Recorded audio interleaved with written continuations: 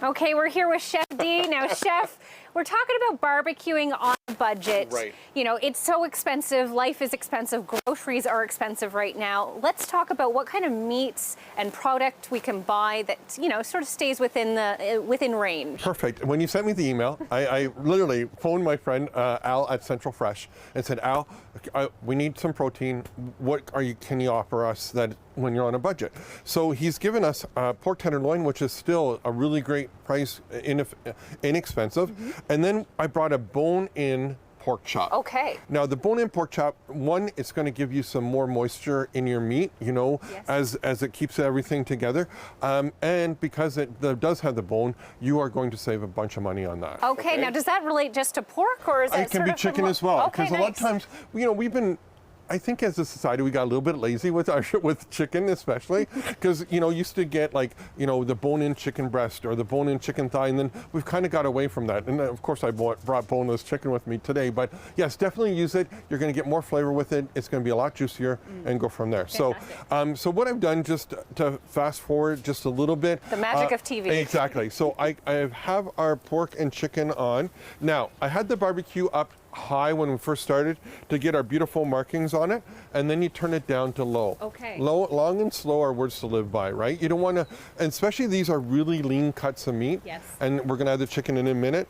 Is that you don't want to get really hot really quickly. Okay. It's just going to dry it out on you, right? Okay.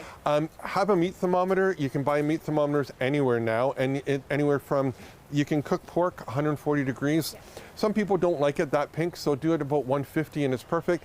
Chicken, of course, 185 and you're great. So with the chicken, what I've done here is just make a quick rub. Now this rub you could put on like the night before and just put it in a Ziploc bag like this.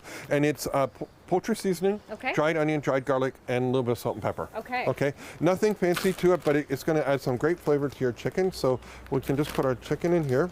And it's often stuff that people already have in their cupboards, which also helps with keeping in the budget. And the other thing too is don't be scared and don't, dried herbs get a bad rap. Is that, you know, because of, you know, it's not fresh. Right. But this is going to take TV. This is going to take a little bit for the flavor to melt into it. Okay. That's why you use a dried one. So you know, put this in the fridge, minimum 6 hours, 24 hours. Fantastic. Right? Okay. And the other thing is, if you're having people over, it's always better than like just put it and then you're not stressing about it. Absolutely. The last thing that I would like to talk about is our vegetables. Yes. So we have some carrots, some potatoes. I'm just going to quickly chop up some onion. Nothing fancy about this, okay? We're going to put some onion in with our potatoes and vegetables, and just a little bit of butter. I love butter. You know, if you want to use vegan, you can, but like, why? I'm a big butter fan too, so go in there. So then what we're just going to do is you can cut this up, put this in, just kind of fold it over like this. Again, nothing really fancy about this. This looks so great. Use the heavy-duty foil. Yes. Because then it's not going to leak out on you and it's not going to rip, right? So fast forward, again, with the magic of TV and chef hands. Oh, if only you guys could smell how great this is already. So we're just going to take that out.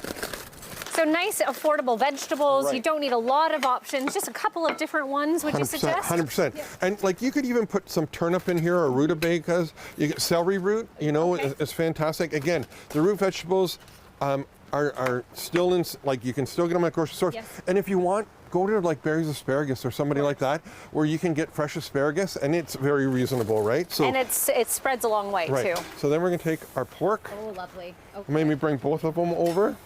And then I know this guy. Oh, let's talk about this wonderful sauce. Now this makes it even better. A little bit of Chef D homemade barbecue sauce. Oh. We used to sell it a lot more, and then we just got busy, but now I've made a whole bunch, and we can go from there. Now, the reason I'm putting it on right at the end is sometimes when you're barbecuing, you might get sidetracked, and with the heat, there's lots of sugar in here because we use maple syrup and that.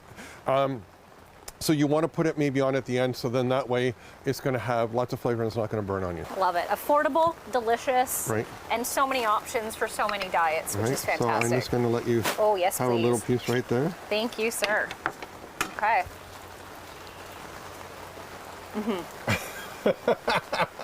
Try to do this gracefully on television.